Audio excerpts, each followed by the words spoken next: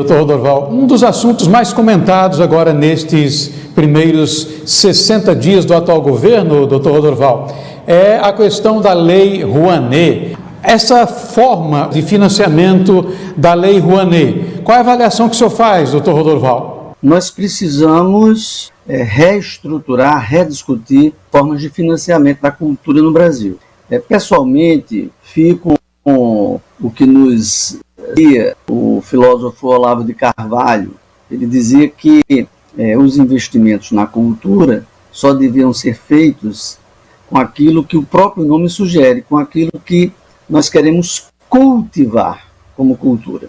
Para ele havia um grande problema, porque a nossa cultura estruturada, nossas políticas culturais seriam estruturadas a partir de um conceito antropológico de cultura, ou seja, todas as manifestações culturais são importantes, todas as manifestações culturais têm uma legitimidade, entretanto, nem todas elas devem ser cultivadas. E aí entra uma concepção mais qualitativa da cultura e como estratégia também civilizacional. Por exemplo, o funk é uma manifestação cultural, não resta a menor dúvida, mas vale a pena cultivar e assim financiar o funk? Isso é uma discussão que está aberta. Pessoalmente, acredito que não.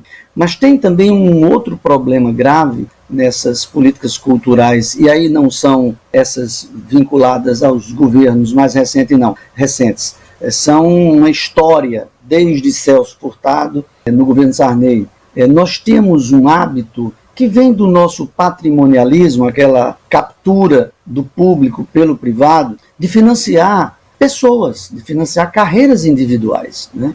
Então esse eu acho que é o segundo grande equívoco. O nosso dinheiro da cultura, inclusive porque avaliar as carreiras e as propostas estéticas individuais fica mais difícil, e é por isso mesmo que nós deveríamos ter políticas culturais voltadas para o que nós chamamos de equipamentos de consumo coletivo, ou seja, investir em teatros, vamos investir em centros culturais, vamos investir em museus, vamos investir em bibliotecas públicas, vamos, enfim, investir em equipamentos que possam ser utilizados pela coletividade, bem como iniciativas coletivas já tradicionais, como são os próprios grupos de folclore e outros grupos de corais, por exemplo, que se organizam coletivamente para prestar um serviço à comunidade. E também poderíamos empregar melhor esses financiamentos, esses recursos,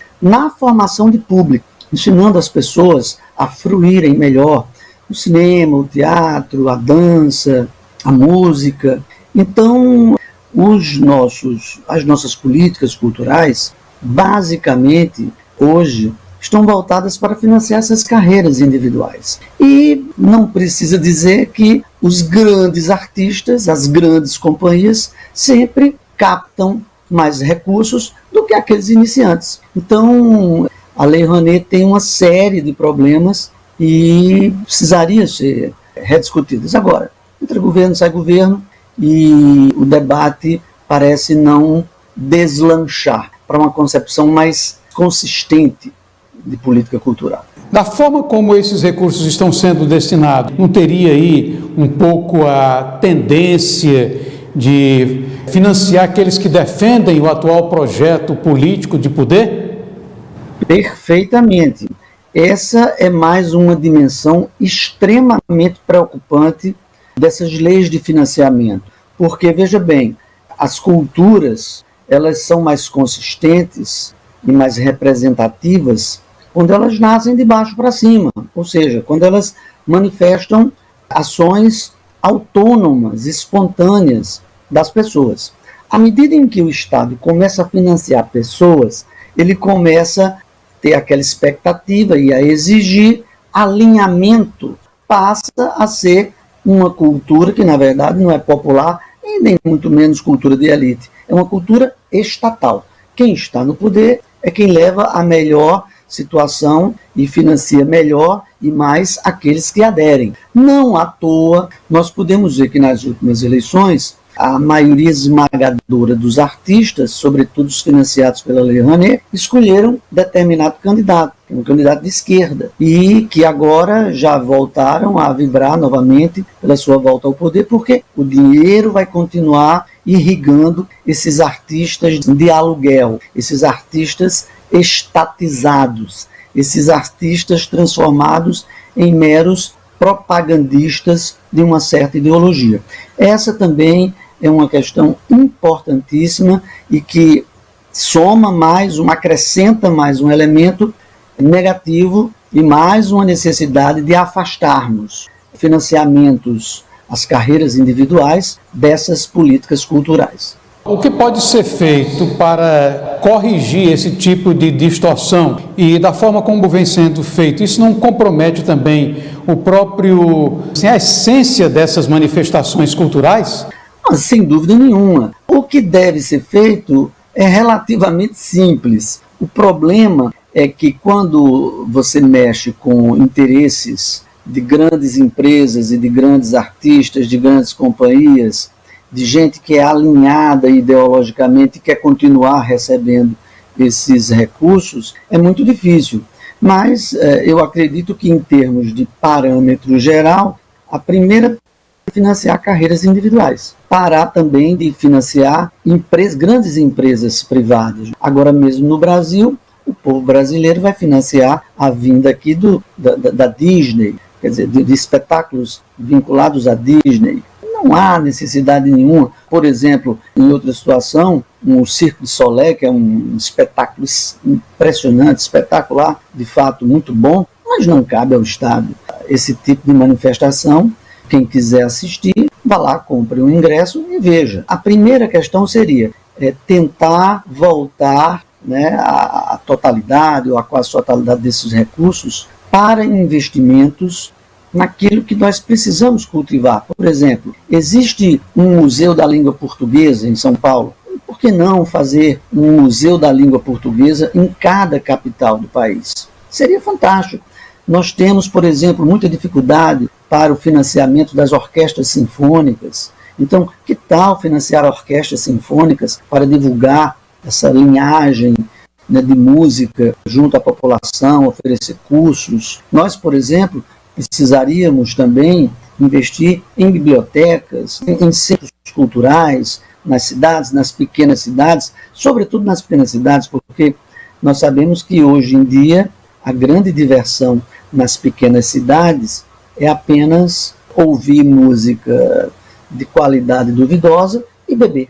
Quer dizer, nós não temos centros de formação, nós não temos centros culturais e parcerias com governadores, parcerias com prefeitos poderiam levar essas estruturas, esses equipamentos de consumo coletivo para essas cidades.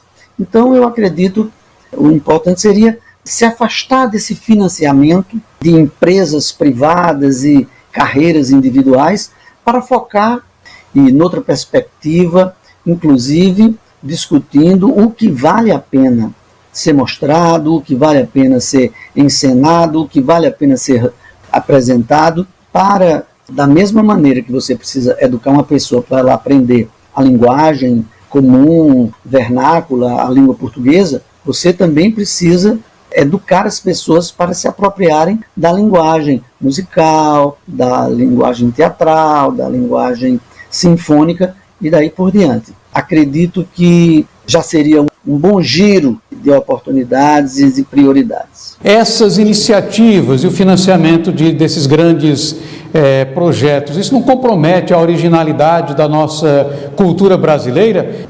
Uma questão muito importante é o diálogo entre as culturas. Nós temos que dialogar com as culturas mais diversas, porque esse diálogo geralmente fortalece os participantes dele. Entretanto, para dialogar em pé de igualdade, nós precisamos também valorizar aquilo que nós produzimos aqui. E, sem dúvida nenhuma, uma iniciativa consistente de política cultural seria justamente consolidar e dar condições para que essas linguagens populares e as linguagens também mais de elite pudessem todas elas dialogarem entre si aqui no Brasil e com outras culturas e com outras linguagens que podem vir de outros países. Isso só se faz quando nós estivermos, e se estivermos, com muita consciência do que nós temos aqui para oferecer, porque senão, nesse diálogo, no lugar de aprender, nós somos engolidos pelo nosso interlocutor. Professor Rodorval, por exemplo, vinda do pessoal da Disney ou do Cirque du Soleil e, enfim, esses outros projetos, isso não deveria ser bancado por quem consome essa produção, em vez de o Estado bancar esse tipo de coisa? Sem dúvida nenhuma. Veja bem, outra coisa que é difícil também separar, mas é necessário nas políticas culturais, é o que é arte e o que é entretenimento. Por exemplo, se a Disney e o Cirque du Soleil ou qualquer grupo de fora que quiser mostrar sua arte no Brasil ou a sua forma de entretenimento, tranquilo, é ótimo, esse fluxo é interessante, é aceitável, é até instigante para os artistas locais. Só que cada um pague o seu ingresso. Você não precisa pegar dinheiro público, que você poderia estar investindo ou em políticas culturais que no Brasil mais consistentes ou em outras áreas, já que os recursos são poucos, e ficar financiando grupos que estão ali mais para entretenimento do que para arte, e grupos que vão se apresentar para a classe média. O Cirque du Soleil, por exemplo, é fantástico, mas não podemos financiar o Cirque du Soleil. Se o Cirque du Soleil, em todos os lugares que eles vão, eles cobram ingresso. Então, quem quiser ver, vá lá, pague o seu ingresso e veja, porque a gente também, além de tudo, como você bem lembrou, temos que administrar os recursos que são escassos. Precisamos de muitos investimentos e não temos recursos para tudo que nós desejamos, que nós queremos.